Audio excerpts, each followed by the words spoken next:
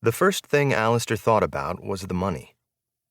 At 7 that morning, he'd left Palladium and marched to the Citibank ATM on Union Square. The total in his account was $600 and change, even less than he'd figured. If he'd known he'd have to flee the city and disappear, he would have been more economical in his spending. But you couldn't give a poor student $10,000 a month and expect him to be entirely shrewd, even if he's a finance major who's spent 4 years learning how to be shrewd, if nothing else. It seemed appropriate, in light of this, that he wouldn't even get his degree. When he'd returned to his dorm, cash in his back pocket, he'd stood dumbly in his room, wondering if he could overdraw his checking account. He knew he couldn't. Wondering if his credit card had a cash withdrawal option. He knew it didn't. Mostly he was buying time. Another thing he couldn't afford until he had no choice but to accept the obvious. Before he left the city, he would have to pay a visit to Mark Landmesser and Elijah Pasternak, the couple whom he'd been sleeping with for the better part of a year and whose relationship he was all but certain he'd destroyed.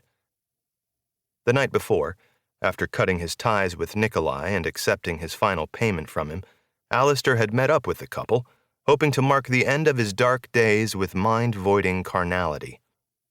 Mark and Elijah knew little about Alistair's job, but Elijah had proposed going out to honor the occasion.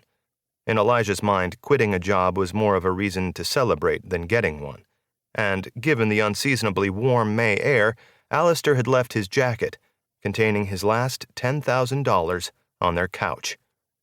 At dinner, though, rather than toasting him, Mark and Elijah fought. Fought like they never had. And after the bill had been paid, Alistair judged it too indelicate to return to their apartment for his cash. He figured he'd go back when the smoke had cleared. But when he returned to his dorm, he found Nikolai on the street, waiting for him, walking back and forth beneath the NYU flag.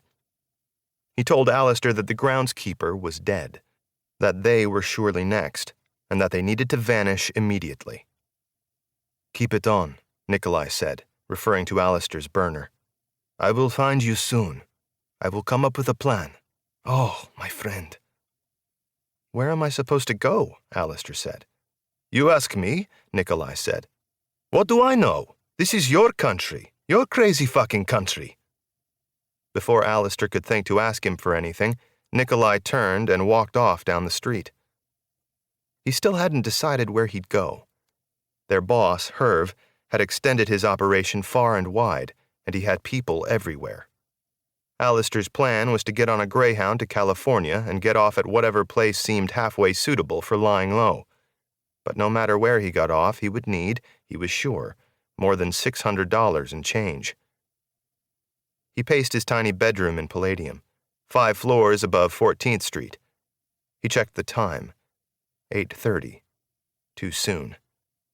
He needed to head off any nosiness about his sudden departure, and if he called the men too early and asked after his jacket with undue desperation, they would certainly nose. Plus, having worked barely a day in their lives, Mark and Elijah tended to sleep late. He went to the window and looked up at the sky, into the windows of the office building across the street, down at the sidewalk. The day was bright, the century young, the city rich, the trees abloom.